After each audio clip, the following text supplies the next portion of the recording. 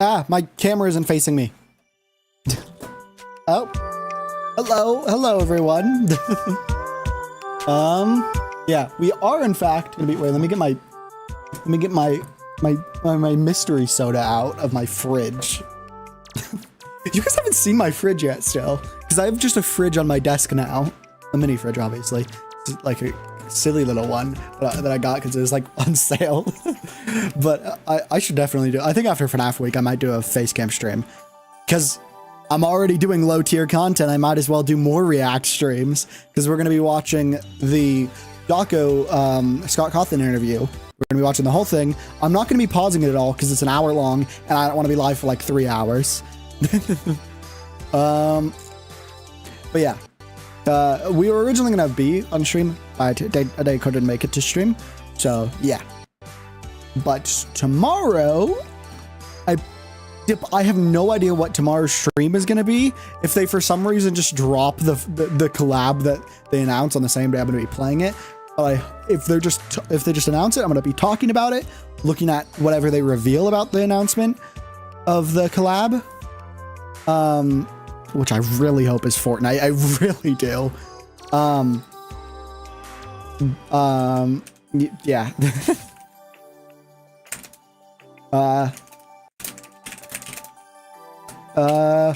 need to put in the wait, watching the Scott.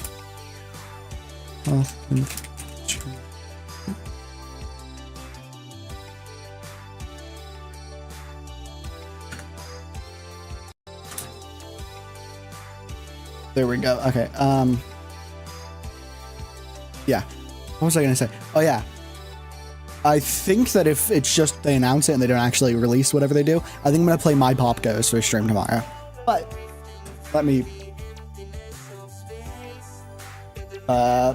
main scene. Boom. Okay, I'm gonna Turn that off, turn this up. And then we're going to start watching. Scott, tell me what's in the box. I think as the 10-year anniversary is upon us, I will give this as my gift to the fan base on this 10th anniversary. What's in the box is... I know that's so going to be clickbait. It's going to get to that point in the video and he's like, hey, can we say something that's going to be really good, like a hook for the video? Mabel! Hi, Mabel. Yeah, she's the best. What's going on, guys? Dawko back again. Hope you're fantastic today. And it's the 10-year anniversary of Five Nights at Freddy's. It is August the 5th, which means if you've been looking at the list, what the official Twitter has been saying, it's August 4th. It's the interview. They rechanged the position. Uh-oh. Scott Cawthon, everybody. Hey, everybody. How's it going? Dawko, good to see you again. Yes, 6 years since the last interview, right? Which is that's crazy. I'm saying the same a lot of things have been happening since then. Oh, so I'm really excited for him to talk about Let's go back a little bit. The interview was August 2018. And like how he's managing behind after Steel that, and stuff like that. We got Help Wanted. Yeah. Special Delivery. Security Breach. Help Wanted 2. Ruin DLC. So there's a lot going on. And of course, the future games as well. Yesterday, Steelwall has announced something. I don't know what it is yet because we're recording this. Now it's going to be, a couple months not before. Tomorrow, but the 6th. But guys, whatever it was, I hope you're very excited for it. Future Dawko, Into the Pit as well. Into the Pit. There's so much stuff to look forward to, and it's really cool that you've done like a week of exciting things for the 10-year anniversary. You know, we've never seen something like this before. 10 years of Five Nights at Freddy's, which is it's pretty crazy, right? Man, I can't believe it's been so long since our last interview. That really seems like just it doesn't. How long did you say ago it was? 6 years ago? That's hard to believe. It's impossible to believe. I know, right? It doesn't feel like I've that actually either, got a song for you that I'm going to play for you to celebrate the 10-year anniversary. I'm going to unplug my phone. Okay, this is getting things off to a kind of an awkward start, but I'll let you go on ahead. Okay. Wait, you're going to be performing. Wait, you're going to be performing this yourself, or is something recorded? I've got the harmonica here. Oh, a harmonica. Okay, my favorite. I've been practicing this song for over 32 years. Okay. Just Dawko's age right there. Are you ready for this? I'm ready. Come on now, you started this. Right. Okay. Ready? I'm really good. I'm really good.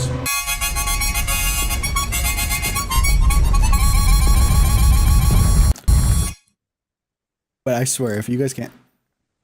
Now, I will admit that I couldn't actually hear that. I don't know if your thing was cutting the audio out. Well, I actually played a spell. Oh. The spell is from 1864 by a wizard. What the fuck is this? What the fuck is this? I mean, frick, sorry. Okay. That spell has now hypnotized you to tell me all the lore of Five Nights at Freddy's. Oh, jeez. Now, I thought we talked about this in advance. Now, listen. this is a bad idea to start talking about lore. All right, well, here, you'll have to give me specific questions, and I'll see what I can answer for you. I was joking. But I make no promises. Scott, tell me what's in the box. Oh, okay. Wow, just direct. That's crazy. Out and direct, just like that. Yeah. Well, look, okay. It's the 10-year anniversary. Okay. I swear, if he actually says, even though I like to be elusive, I like to kind of tease the fan base. I swear, if he actually says, I'm gonna freak out. And I do like there to be an air of mystery about things. Sometimes I do let things go on for too long. And I understand that sometimes things become not fun anymore, and things can become frustrating for theorists. So, okay. I think as the 10-year anniversary is upon us, I will give this as my gift to the fan base on this 10th anniversary. What's in the box is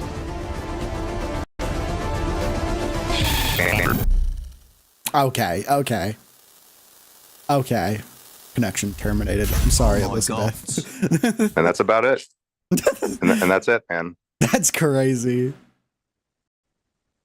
So like we've been speaking about 10 years of Five Nights at Freddy's, which is a crazy amount of time. That could actually happen. I can't believe we're still here. I swear. It's been such a journey. So I just wanted to ask you, do you have a highlight moment for the whole 10 years of Five Nights at Freddy's since 2014?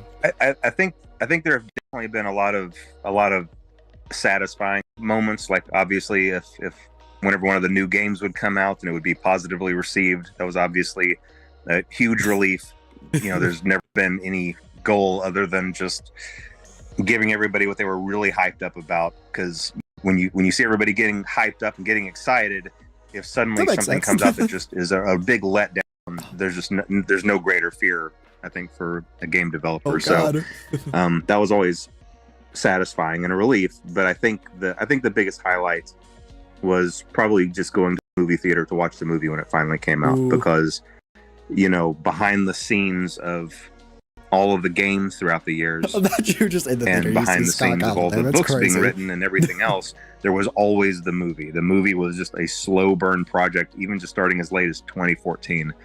So that has been in the background, being, you know, progressing for almost the entirety of that. No, not almost the entirety of that first 9 years.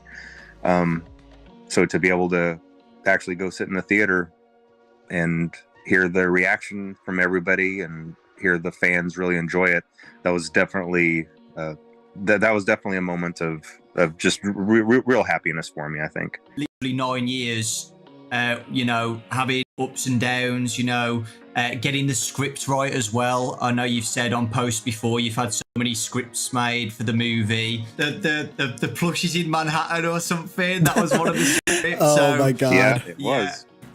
Yeah, I can I'm surprised imagine that actually wasn't made into a like trying to get it all done. You know, I can just imagine like a joke idea. I can't imagine it because I'm not you. But you know, when me, Raz, and Ryan and Baz went to a premiere for it and sat down at the cinemas, and we all looked at each other at the end, and we had to we couldn't believe it, and we didn't even make the games. We've been there since, you know, basically day one, but we all said, like, imagine how Scott's feeling right now, you know, just sitting down and seeing it actually, you know, on the big screen. It must be a crazy feeling. Right? Oh god. Yeah, and now that I've been through the process, you know, I can tell you, it's a miracle that any movie gets made, just being through that process. Just how many wheels have to be turning at the same time, and how many things. And even though this process took a long time for me, you know, Hollywood works at just blazing speed, where there's 100 things happening at the same time, and it's a miracle if these things get coordinated. And sometimes things don't work out, but sometimes they do. On the day that I was driving to New Orleans, and the shooting was supposed to start the next day, on that drive, I was on the phone. It was like a 5-hour drive from where I was. I was on the phone the entire time trying to finish contracts and finish negotiating points, because there were still open items with there were still things that needed to be resolved. That's actually a very interesting Universal, Blumhouse, the Actors Guild, the Writing Guild. There were interesting part of, like, Louisiana. There were all of these things, and any one of them not being settled properly would mean we couldn't start filming. All of those conversations were happening at the same time, and all of them depended on one of the other ones. I'm not going to pause. And so that was a very stressful drive, but that's just the way that Hollywood works. There's a million things happening at once. It was definitely a whirlwind, but to see all of those pieces come into place, it was pretty remarkable. And yeah, like you were saying, just all of the scripts, starting just with 2015. You know, there were a couple of deals that weren't very good that I'm very fortunate didn't pan out. But then whenever I was with Warner Brothers briefly, that was a good deal, and I was very, very grateful to have that. But even that, whenever the stars seemed to have aligned, things just didn't work out there either. And so I was really fortunate to meet up with Jason Blum and get to have that deal with Blumhouse. You know, they had a lot of faith in the project, and they were following my lead on a lot of things. It would have been like, you know, sometimes to a fault, because lots of times I would throw things out and want to start over. But you know, they were with me the whole journey. They were with me, and they believed in the vision, and everybody just had the fans at heart. That's all anybody wanted to do. Everybody was just making sure that every part of the movie would be something that the fan base would look at and recognize or relate to or connect with. And I think in the end, we were able to accomplish that. And I'm just really happy with that. And I think we landed with just the perfect cast, which, again, that almost didn't happen either. There were a couple of instances where someone else was about to get a part, and then something would happen that would make that not work out, and then someone better would step in.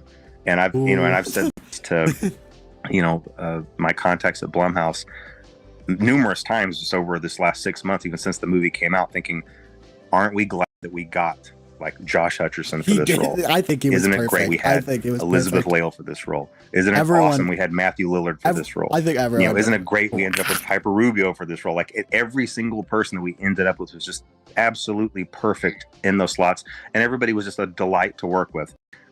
Once again, since I'm new to kind of the film industry, I got to talk to people about their other experiences on other projects, and it can be really scary because usually, from what I understand, every production has one member of the cast or one person on staff or just one person that causes problems or something like that. We didn't have anything like that. Nothing like that. Everybody was just phenomenal. They were just a joy to work with, and getting to go to filming was really fun. So it was a really fun experience, and in the end, I'm just happy that the fans were happy with it. Now, that's not to say the film didn't have it's places where it could have been improved, and we're all me and Emma and Jason Blum, we're definitely chat about that and looking to make sure the second movie. Yeah, the sequel's gonna be probably the best. A step up and an improvement. So lots of good things to look forward to, I think. Yeah, it's exciting, and yeah, you're right about the fan reaction. The fans absolutely loved it. Like, we all can't wait for the next movie. It's so exciting, and I'm so glad it's actually happening as well. So yeah, exciting times. So yeah, you said that you've got a highlight of the 10 years of FNaF. If you could go back and change one thing in those 10 years, do you have anything that you would change? You can't say the box. No, the one thing I would change, I wish I could go back and have one more shot at FNaF World. I really, really do. I know it still would definitely be the oddball in the series, no doubt. And maybe it would still have been a poor decision in general, but there were just a lot of bad decisions made at the beginning of that project that doomed it from the start. Like, I was making it with mobile in mind, so it was a really slow resolution. I was thinking about it as a game on the phones. I tried to make the whole game on one frame and click Team Fusion. That just means I wasn't allowing it to be as big as it could have been. I definitely think a FNaF World remake could be really good. There were just several decisions that were made that really hindered that. And also, I was in a rush because I was getting a little arrogant, thinking that, hey, anything I make is going to be gold, and I definitely ate some humble pie with that really, really quick. And I learned that is not the case. And so I've tried to be very careful to not make that mistake again after that. But yeah, if I could go back and change one thing, I wish I could maybe work with a different developer and just really make it a high resolution game, get in some really good graphics, maybe get someone else to help with those graphics. It could have been a good game. Could have been a good game. Who knows? Maybe somewhere down the line, if I get really antsy about it and have a lot of free time on my hands, maybe FNaF 2 or FNaF World 2 might be a thing. Yeah, I was about to say that. You could still get a different company to do a FNaF World game. It's not over yet. I think I've said this to you before. I love FNaF World. I think it is so underrated, and I always say FNaF World is underrated. I always love FNaF World. World. It's a charm to it. I want to go back. I think I'm going to revisit it after FNaF. I know you don't like it, but I absolutely love it, man. I really do. I love everything about it. If I had allowed myself to work on it for one more year, just like really double its development cycle and let it be a high res game, I bet it would have really been something. But like I said, who knows? Maybe for the sequel someday. Let's move on to Steel Wall. I love the amazing Steel Wall Studios. That was the next game after Ultimate Custom Night. Help Wanted. One of my favourite games in VR. I absolutely loved it. What has it been like working with Steel Wall? Were you nervous about it? Because I know it's a big thing to, give a company your baby, basically, and let them, do what you've been doing for the past 5 years. How was it for the first time letting someone else work on FNaF? I was really nervous about it. I was really nervous. I went several years still doing it by myself, even after I had the financial ability to pay other people. Again, I wasn't in that mentality of being able to do that. So even though I could have done that, I was still doing things just all by myself, all the way through Pizzeria Simulator. Yeah. But by then it was I knew that it was getting too much for me. I knew that I had to find another partner for it, and I was scared of that because there are stories all over the internet available about just games that went completely wrong because of games being mismanaged in the hands of development companies. And I'm sure that all of their pitches on the surface would have sounded the same. It wasn't even Steel's fault. For that reason, I really feel like I got lucky because whereas I probably could have accidentally ended up with a company that did botch something. I didn't. I think I really honestly believe that I landed with the best, one of the best development companies. They've been just a pleasure to work with, and they've done a really great job. This last one they did, I thought it was just so much fun, and I think that might be my favorite thing that they've made was Ruin, and the things that they have planned, which I'm not going to talk about right here, but the things that they have planned are really exciting too. So yeah, I've been really happy. It's been a really good experience. Well, I'll tell you on Help Wanted. Well, I was going to throw in, I'm happy with how Help Wanted came out because at the time, and I don't have this anymore. I don't have a VR setup anymore. But whenever the first Help Wanted came out, I did have a VR setup. So I was able to beta test. And of course, I was leading the charge to want to beta test my own games. I got into the Funtime Auditorium and I noped out of it. I took the headset off and I immediately got on the phone with someone and said, I'm not doing it. I'm not going to test it. You test it. You're going to test it. You'll find someone else to test it. I didn't even get jump scared by Foxy. I was just in there in the darkness, and I knew I wasn't going to do it. And I never played it again. And I never played Help Wanted, and I never played Help Wanted 2 either. And I'm not going to. People need to understand it though, right? Because in the past, like when I've obviously done videos on Help Wanted 1 and 2, wrong with our brain. I get comments saying like, it's not that scary. You're overreacting. It's not that bad. I got like in Help Wanted 2 especially. You don't know until you've literally put on the headset, right? It's completely different. Just watching it from a screen compared to having the actual headset on, it's terrifying. The first time getting jump scared and those different levels are just big in them. Like especially the darker ones are. Is one of my favourite characters in FNaF now. I absolutely love Glitch Trap. What are your thoughts on Glitch Trap as a whole?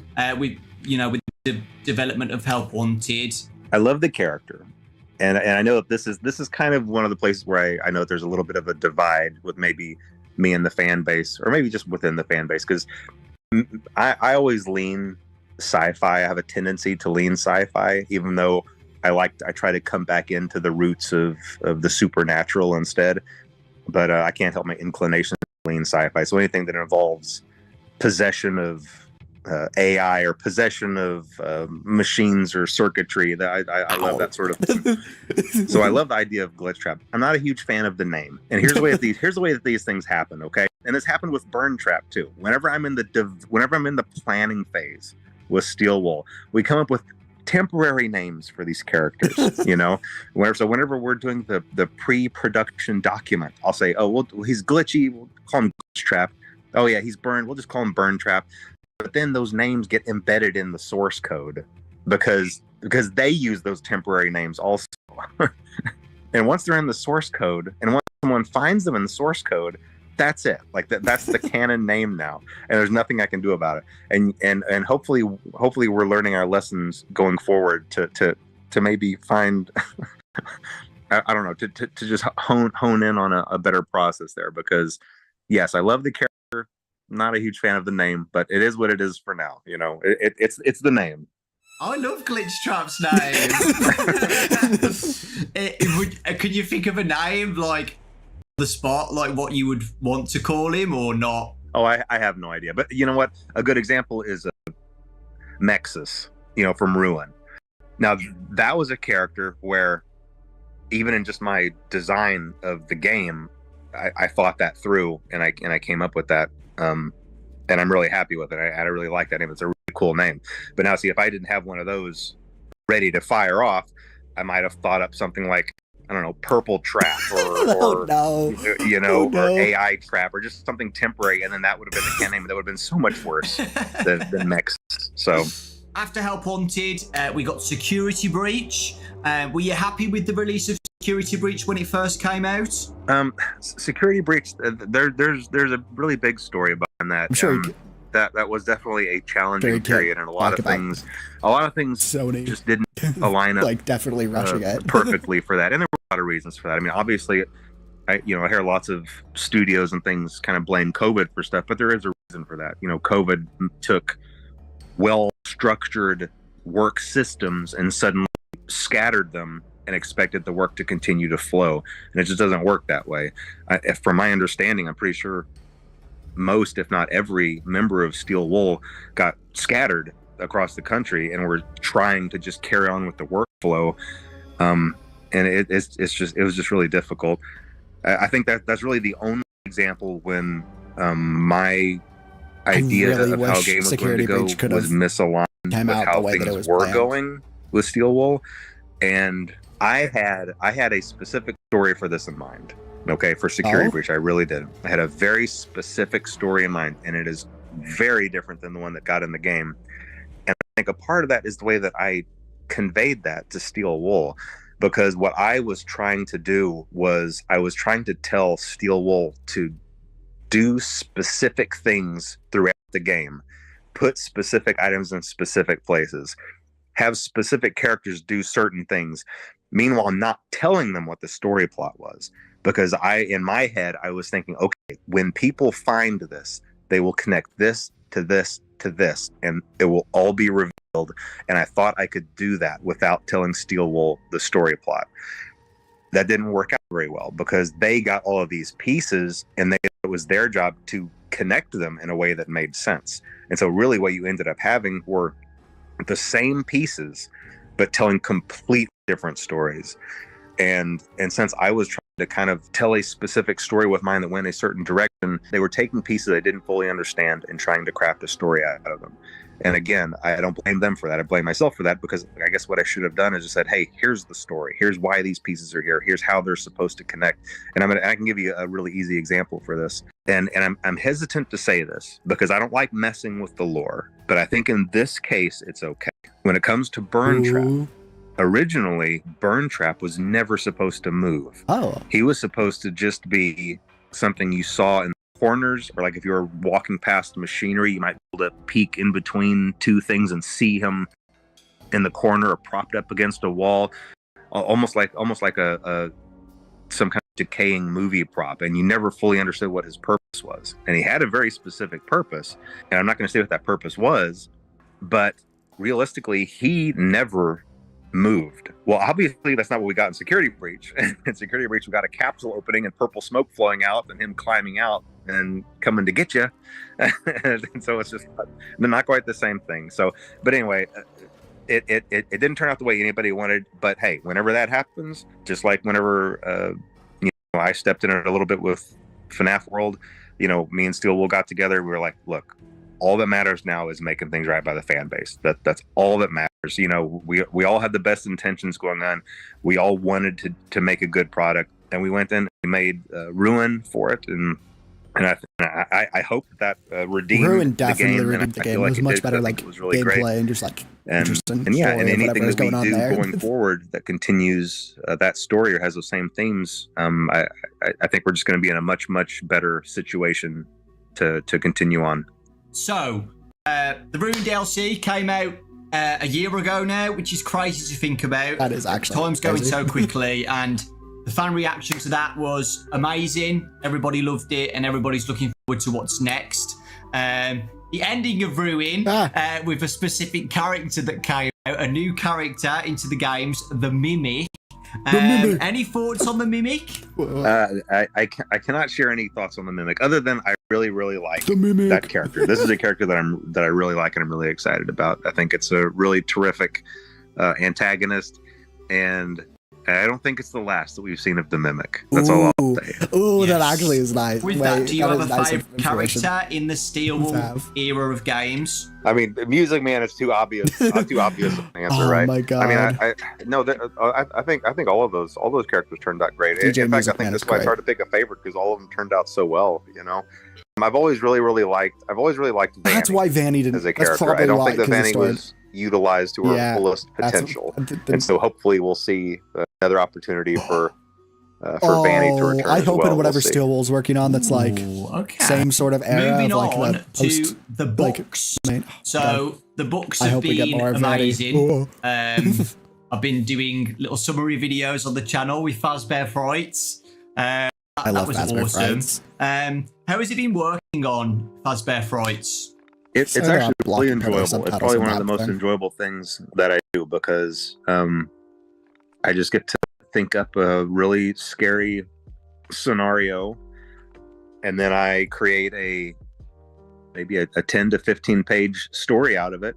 And then I have writers that I work with, obviously, and they take that and they really flesh it out, fill it out, and add the details, and turn it into a full-length story, and I get to kind of really see it come to life. So it's been really enjoyable, and that's something that I really enjoy. It's funny because it's one of those things where as long as I know that that's something that's happening in my life, I might be at the gym or I might be watching a show, and then suddenly something will come to mind.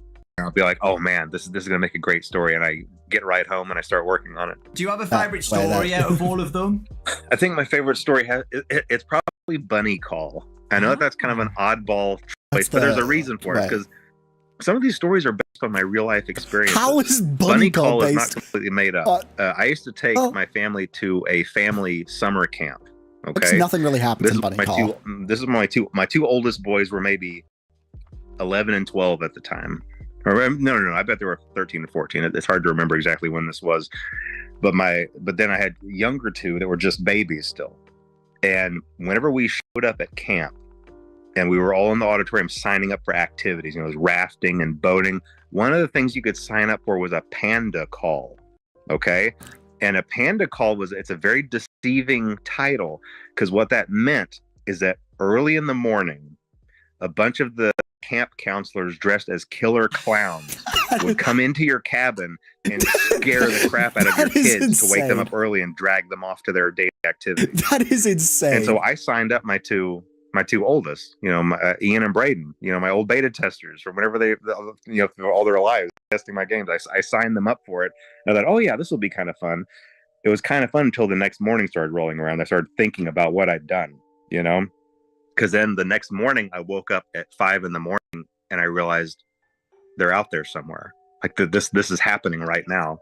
And I started listening for screams, and I started listening for noises. And I even snuck out and went outside. And it was dark and there were crickets chirping. And I was looking around and I just thought to myself, somewhere out here in the dark in these trees are a bunch of clowns. That is actually and horrifying. They're coming to my cabin. That is worse than the actual story. And it was a really, really scary sensation. Oh, actually, so that makes me appreciate Bunny Call much more. My family sleeping. I looked at my baby sleeping, and my kids, and my wife, and I was like, "What have I done? Like, what have I done?" Of course, it ended up not. What the hell? Email after waiting for. My OBS just stopped working. What the hell? Am I still live on Twitch again? Okay, I am live on Twitch again, but I think it restarted the Twitch stream. I don't know what's been happening with that recently. I have not had that happen when I don't have a game open. It said FFmpeg, or like whatever that the video encoder thing just stopped working, which is interesting because I literally just have YouTube open and nothing else. It might be my VTuber model. I don't know. This program has been destroying my PC recently, but we'll just continue on with the video. So long. After announcing it back in 2015, well, you emailed me back in 2015 about it. I still remember that email. But yeah, how was it? It took a really long time to get off the ground, really just because of the screenplay. But after the screenplay was really locked in, from there, all the wheels started turning, all the engines fired, and it took off. And it was a really fun experience from there. And really the screenplay just had a lot of challenges because of what it was. And it's really... throughout all of those years, I worked with a lot of different directors, a lot of different writers, a lot of really talented people that eventually would end up leaving the project, but still really talented people. And it was really just a matter of there's material that's difficult to translate to the screen. And one of the biggest issues is the animatronics, obviously being the monsters in the monster movie. If I were to approach any writer of a horror movie or any director and say, okay, here are your monsters, go make a monster movie with them. That's easy. You know, you give them all a knife, you go in, you just make a generic slasher, but just have it be, you know, I do Freddy, really Bonnie, like Chica, that. and Foxy doing the slashing. Oh my god, it's gonna be the nuance here is that the second movie's these gonna be so much animatronics better. are possessed by the spirits of kids, and these are innocent kids. These are victims themselves. So the toy animatronics are just ruthless killers to any adult they see still in have like a horror at movie, nighttime. still have those kills. Oh my god, it's gonna be so need, much better. But still preserve like, the innocence of the kids. I don't think they're possessed. And it's a really difficult sure thing to do, and there were several screenplays that did not hit that mark. And I think I was more cautious about that and more picky about that than anything else. Movie did really well. If kind of the innocence of those spirits was not preserved properly, I wasn't gonna go forward with it. And so, you know, one quick example is the way that we were able to have a couple of kills in the movie was obviously the vandals. You know, you have a group of people who are breaking in, they're disrespecting the place, trashing the place, they're there with bad intentions, and then you combine that with the fact that these animatronics are, you know, the spirits in them are these kids that are basically very confused and lost, animals backed into a corner, and kind of left with this impression that adults are out to get them, and then you have these violent adults breaking in. And so it allows you to have that kill count while still being like, well, I can kind of see how that might happen. I do like it. It was a tricky thing to do, things but that did well, I think we were able to accomplish that. Manipulated by William Afton still as well. Yeah, that's right. That's absolutely right. The drawing on the wall was also kind of this layer, this blanket of manipulation over them all. So all of those things combined, you could see how these actions could happen, while it not necessarily being the fault of the kids. With the fort scene as well, I loved the fort scene. I know some people were a bit confused by that, like why are they building a fort? But I got it straight away. It is a very like, you know, oh my god! You just want to show the audience that they're just kids, right? You know. Were you happy with the first movie and how it came out? Yes, I am. I am very happy. I mean, look, anytime anybody, I think pretty much anybody who's been through a process like this would be able to look back. And I do this with my games too. You look back and you're like, well, I wish I'd tweaked this. Or maybe this could have been like this, or maybe this could have been like that. But you have to just really take a step back and look at it as a whole, and where it came from, all the things that could have gone wrong, and all the things that went right, and just be really grateful that so many things just fell into place. You know, and I can give you a really quick example of why I don't want to second guess too much. You know, at the 11th hour of this movie coming together, we still really didn't have a music composer, and I'd really wanted an animated intro. I was really pushing to have that 8-bit animated intro, but we didn't have anybody, and really not really anybody to have an idea of what kind of music we were looking for. 11th hour, Newton Brothers come in, and they write off that banger of a track, like absolute insane. Like I listened to that the first time, and I was like, wait a minute, do I have a theme song? Does Final Fantasy Freddy's have a theme song? You know, and I called you know, Emma Tammy on the phone. I was like, wait, do we have a theme song now? Like, I can't tell you how excited I was. It is really that. The opening. And you better believe you're going to hear that good. again at the beginning of the second movie too. I mean, like that was just so incredible. The Newton Brothers just knocked that out of the park. I love it. So yeah, so many things went right that I don't think I'm going to dwell too much on, you know, what I would go back and try to do differently. As we know, the movie was a major hit in 2023, super successful. The biggest horror movie of 2023 as well. How does that feel, seeing that happen? It's nice. That part is nice. It's more important to me that if the critics had loved it, but the fan base was grumbling and saying, wait, this isn't how it is in the lore. Wait, we didn't like this. I don't like how they did this, and this. And the fan base was unhappy. That would be a failure to me. I'm perfectly happy with all the critics hating it and the fan base reacting positively to it. So yes, it is nice that the movie was successful. However, that is not the correct metric by which to judge the success of this movie. He knows what he's doing with it. And in fact, opening night, Thursday night, you know, where I am, I went to the very first showing, and the theater was pretty much empty. There were only a couple of other people in there, but it was a 1:00 showing. So, but still, I saw that as kind of a bad sign. But I just watched it anyway. Then I went to the next showing, which was just later in the evening, and I told myself I wasn't going to go online. I wasn't going to read any reviews.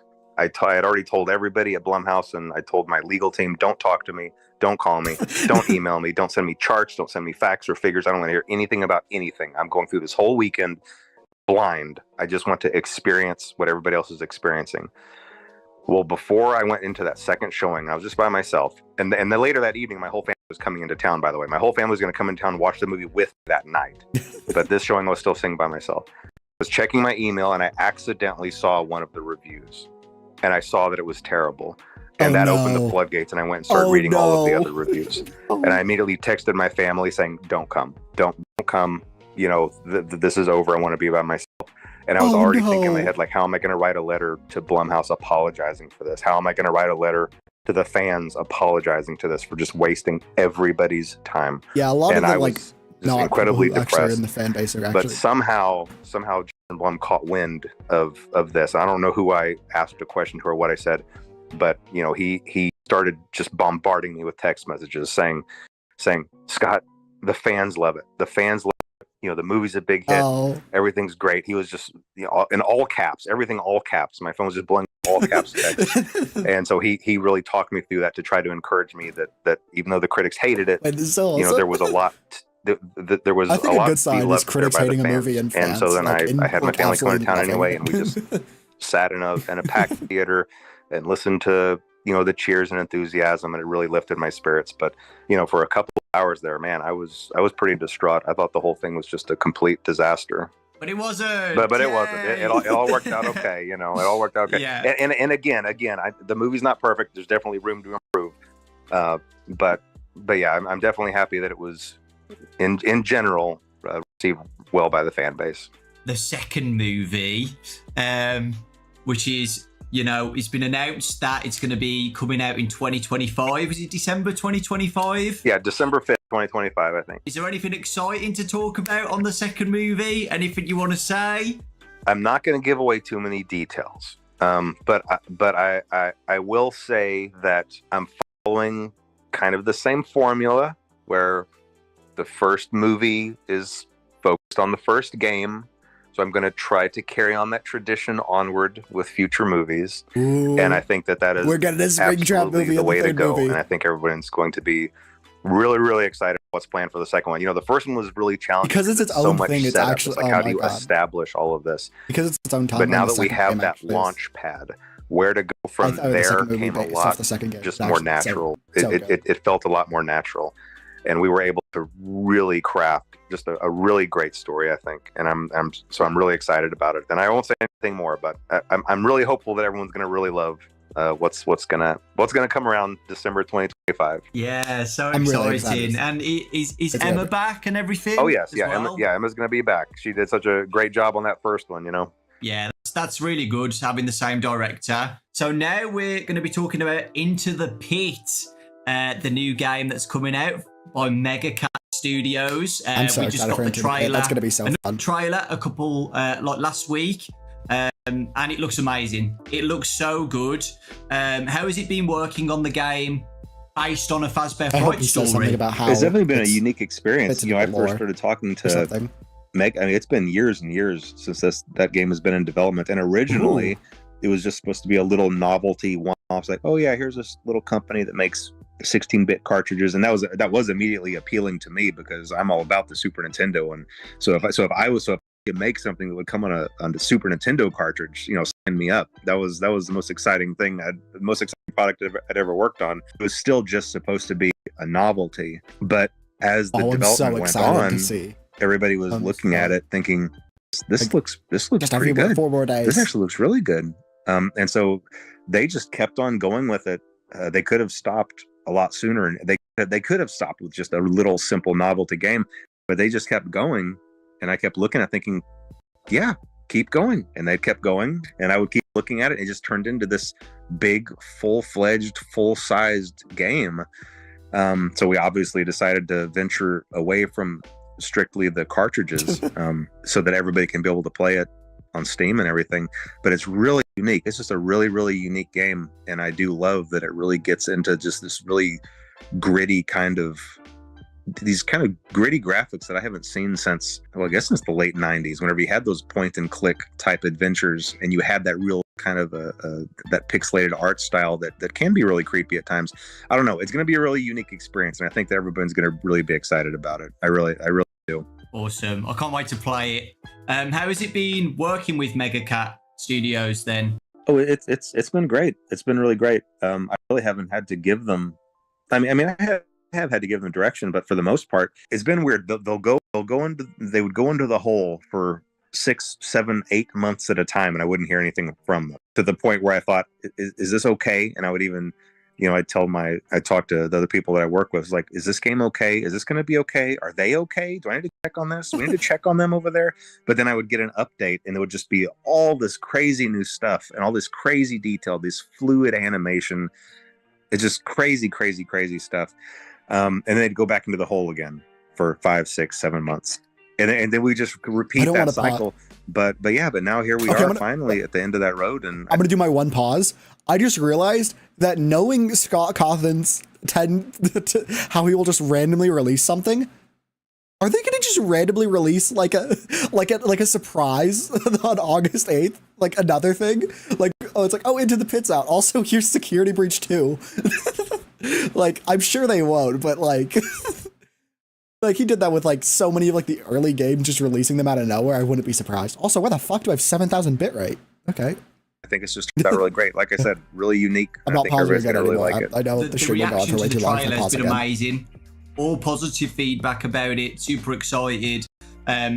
People love it. The story of Into the Pit as well. Into the Pit's probably my favourite Fazbear Fright story. Good one, I have to agree. Okay. So with all the positive feedback about it, I'm very excited to see what the game is like. What do you see for the future of FNaF spin-offs made by other studios in the future?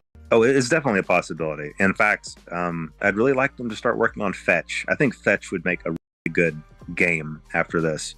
Some stories obviously cater more toward being a good game than others, but there's something really scary about the thought of something always being out there, kind of watching your house, and then trying to come in and do things for you. Like, this is kind of the thought that it's very much like the thought the that I might genie be online like shopping looking for a specific thing, and somehow something out there is hearing that and receiving that, and then gonna come to me, sneak inside and put it somewhere without me knowing that it was there. It's just a creepy scenario. It's a creepy setup, and I think it'd be a really cool game to have to stop this thing, because obviously Fetch was out doing a lot of menacing things, to have to sneak around a neighborhood and stop this thing that's sneaking around so undetected. I don't know. I think it'd be a really cool game. So hopefully that'll be the next project. We'll see. As the franchise has grown bigger, what challenges have you faced with running a franchise of this size? Is there anything you could be doing better? I think something I should have maybe been doing better is I should have had a better structure in place as far as people to talk to the fan base.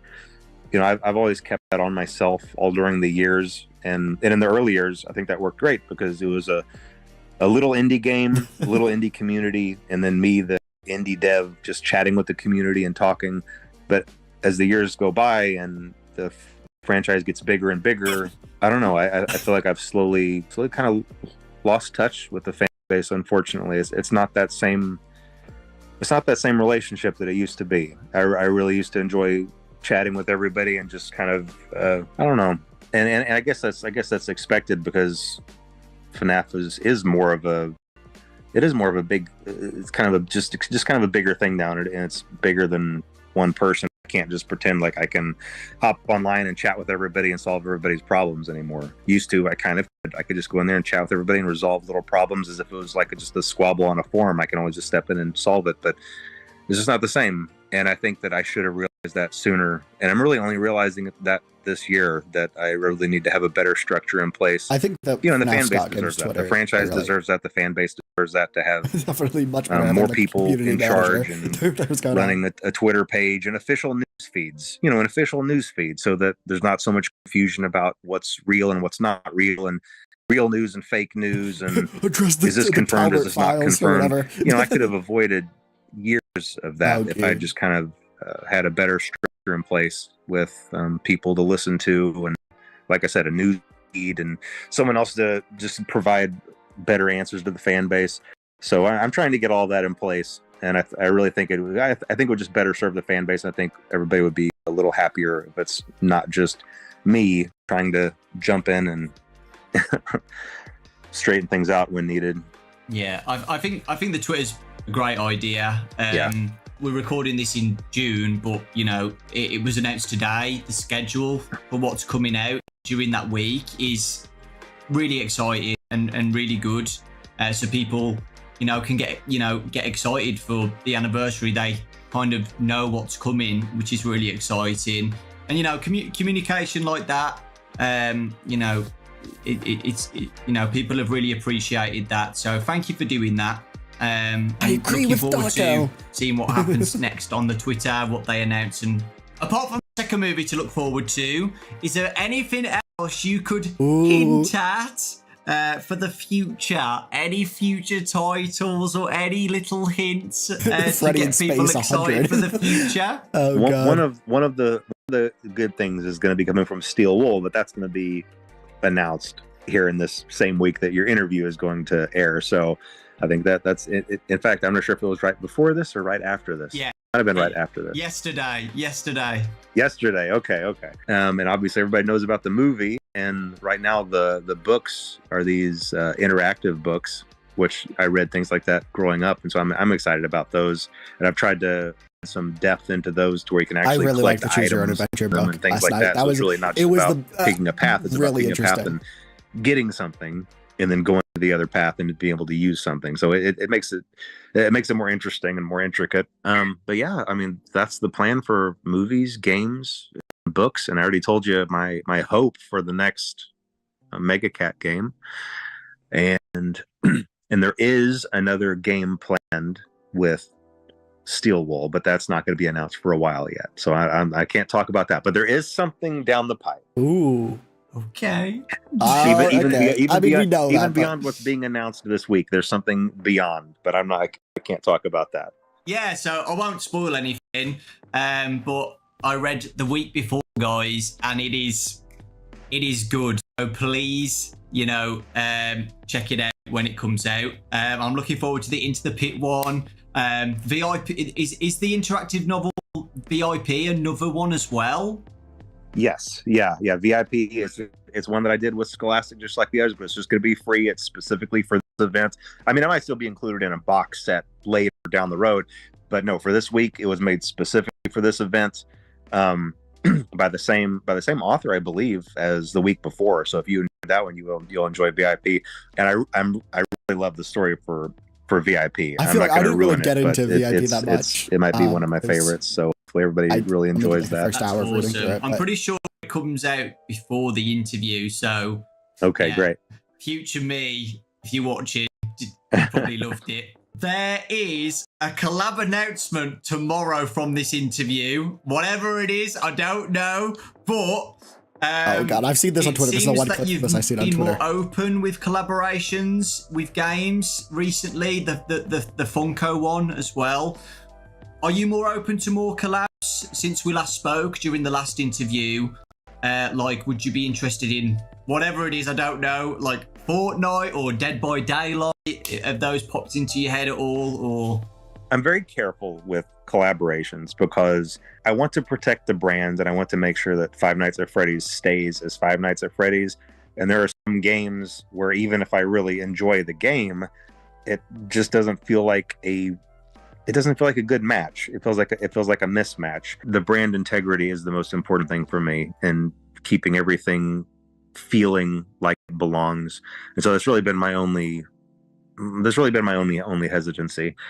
I feel like I am branching out a little bit, and I am a little bit more open to those things than maybe I was in the early years. But I'm still very careful. FNaF might be the collab. We'll just see. We'll see how things go. Okay.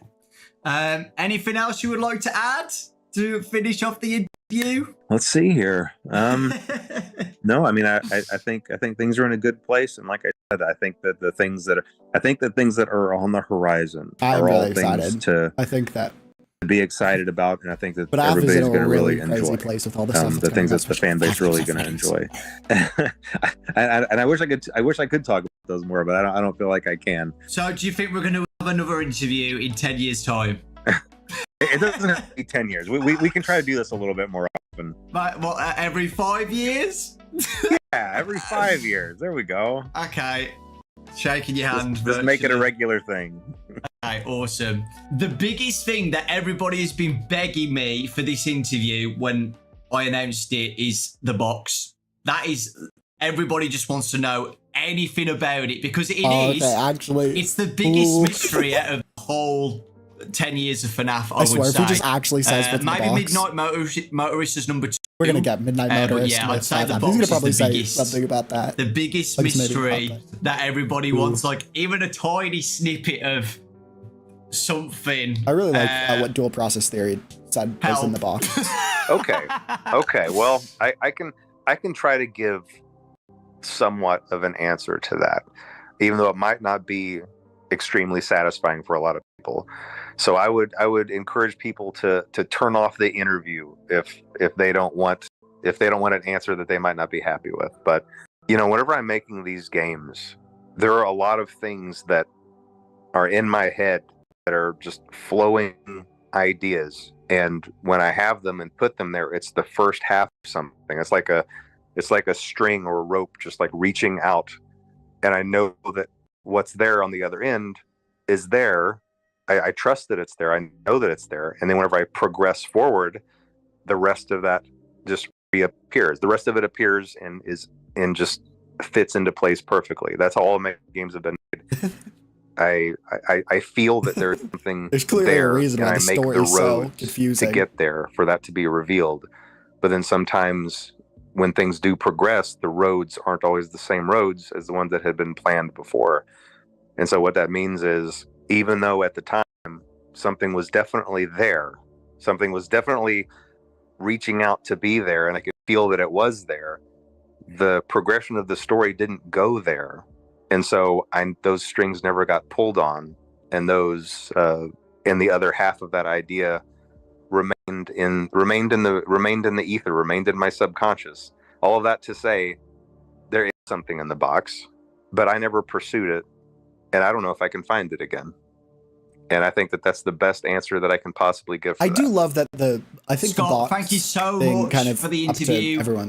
Myself and everybody really does appreciate it. We're looking forward to the future. We're looking forward to this week. Future me is probably stressing out, playing all the demos and getting ready for Into the Pit in a few days. I'm so excited for Into the Pit. I really, really am. And all the fanverse stuff as well. My Pop Goes and the Joy of Creation, that demo. I'm looking forward to playing all of those as well and reading the new book. There's a lot in that week. I'm going to just be MIA that whole week. I've already told my friends and family, like, I'm not going to be here for the whole week. Don't call me. Don't text me. I'm going to be in this room just doing everything I can that week. And yeah, we really do appreciate it. So yeah, I think that's it, which is really weird. That hour went so quick. Thank you guys for watching. Again, I appreciate you guys. Thank you. With you guys watching the channel, I wouldn't be doing this in the first place. Interviewing Scott. That's us, guys. So it really does mean a lot to me. Thank you so much. And I hope you all have a fantastic 10-year anniversary week, and you're all enjoying yourselves playing the demos and reading the books and stuff. I'm excited for Into the Pit and Steel Wars announcement as well. That's so exciting. But yeah, thank you, Scott. I appreciate it. So yeah, we'll both leave now. All right, sounds good. Thanks for having me, Dawko. Talk to you later. Thank you, Scott. Bye, guys. Thank you. My recommended is crazy. My recommended is actually really crazy. There's so much Mr. Beast things. Oh my god. Mr. Beast drama. Well, I say drama. I actually have no idea what the fuck. What is this? FNaF official response to Fortnite. I gotta see what that video is after stream. It's definitely clickbait. It's like, oh god, people just don't know if they're popular. I must make a video about it. But yeah, that has been the stream. I'm sorry I didn't really, make much commentary. An interview is not something you can, especially that type of interview, is not something you can, as much, especially how long it is. You can't really, add too much commentary to it. But I just wanted to make sure to do this on stream because I think it's cool. I'll just have my reactions first time saying all that stuff. I am really excited for tomorrow.